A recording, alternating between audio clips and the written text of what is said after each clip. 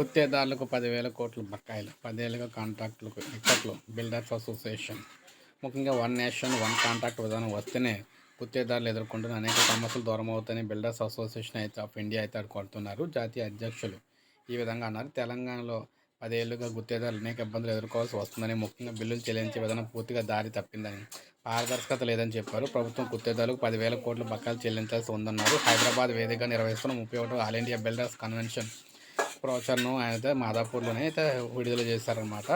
So రాష్ట్రంలో కాంట్రాక్టులు కనీసం టెండర్లు వేసే స్వేచ్ఛ లేకుండా చేశారు. బీహార్ కంటే అధ్వానమైన పరిస్థితి మేము ఎదుర్కొంటున్న పరిస్థితి అయితే వచ్చింది. మా సంఘానికి గడిచిన 10 ఏళ్ల నాటి ముఖ్యమంత్రి అంటే 10 ఏళ్ళలో ముఖ్యమంత్రి ఒకసారి కూడా అపాయింట్మెంట్ ఇవ్వలేదు. కొత్త ప్రభుత్వం వచ్చాక ముఖ్యమంత్రిని కలిసి మా సమస్యలు విన్నవించుకున్నాం.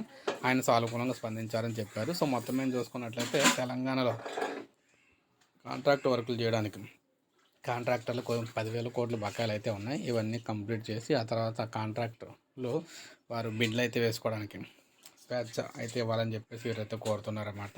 సో ఇది మనకి లేటెస్ట్ అప్డేట్. లైక్ చేయండి, సబ్స్క్రైబ్ చేసుకోకపోతే మన ఛానల్ సబ్స్క్రైబ్ చేసుకొని ఫాలో అవుతానండి.